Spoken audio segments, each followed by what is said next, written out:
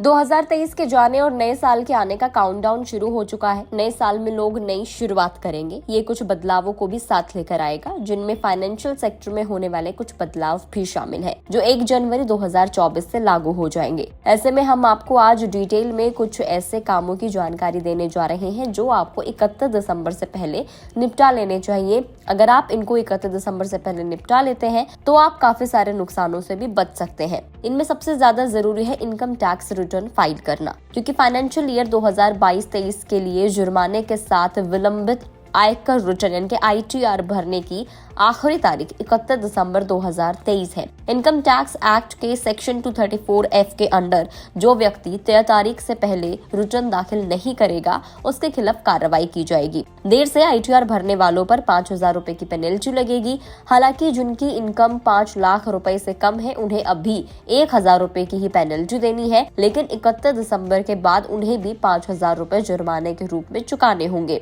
दूसरा जो इम्पोर्टेंट काम है 31 दिसंबर से पहले करने का, वो है बैंक लॉकर से जुड़ा हुआ। जी हाँ, आपको बैंक लॉकर कॉन्ट्रैक्ट पर सिग्नेचर करना है। रिजर्व बैंक ऑफ इंडिया के मुताबिक रिवाइज्ड बैंक लॉकर एग्रीमेंट पर हस्ताक्षर करने की जो डेडलाइन है वो 31 दिसंबर 2023 तक बढ़ा दी गई थी। ऐसे में अगर कोई bank customer bank locker agreement पर सिग्नेचर करने में विफल रहता है, नहीं कर पाता है, तो उसका लॉकर फ्रीज कर दिया जाएगा। RBI ने आखिरी तारीख के साथ बैंक लॉकर कॉन्ट्रैक्ट के लिए रिन्यूअल प्रोसेस को मैंडेटरी कर दिया है। जिन अकाउंट होल्डर्स ने 31 दिसंबर 2022 को या उससे पहले बैंक लॉकर कॉन्ट्रैक्ट जमा किया था, उन्हें एक रिवाइज्ड कॉन्ट्रैक्ट सिग्नेचर करके अपने संबंधित बैंक ब्रांच में सबमिट करना होगा। अगला है सिम कार्ड से जुड़ा हुआ नियम। 1 जनवरी 2024 से नए सिम कार्ड को खरीदने का नियम भी बदल जाएगा। टेलीकॉम डिपार्टमेंट के मुताबिक ग्राहकों को पेपर बेस्ड प्रोसेस के तहत अब KYC जमा करनी होगी। टेलीकॉम कंपनीज ही सिर्फ eKYC करेंगी। हालांकि नए मोबाइल कनेक्शन लेने के लिए बाकी नियम वही रहेंगे, उसमें किसी भी तरह का कोई बदलाव नहीं किया गया है। 31 दिसंबर तक डॉक्यूमेंट्स के जरिए ही सिम कार्ड मिलते रहेंगे। इसके अलावा अगला जो इम्पोर्टेंट टास्क है वो है आपके डीमैट अकाउंट से जुड़ा हुआ।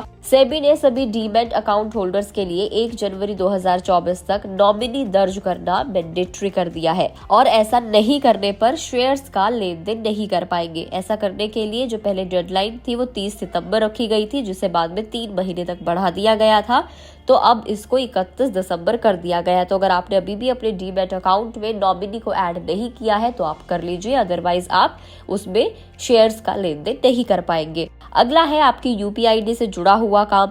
राष्ट्रीय भुगतान निगम ने पेमेंट ऐप्स जैसे कि गूगल पे, पेटीएम और फोन पे, इनसे UPI ID को बंद करने के लिए कहा है। वो UPI ID जो 1 साल से एक्टिव नहीं है।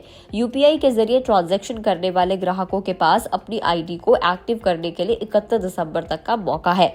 यानी कि अगर आपने अपनी UPI ID से 1 साल से कोई भी ट्रांजैक्शन नहीं किया है, तो आप कोई भी ट्रांजैक्शन करके अपने किसी रिश्तेदार को, अपने किसी फ्रेंड को ट्रांजैक्शन करके आप अपनी UPI ID को एक्टिव कर लीजिए। अगर आप उसको एक्टिव नहीं करते हैं तो उसको इनएक्टिव कर दिया जाएगा, उसे बंद कर दिया जाएगा।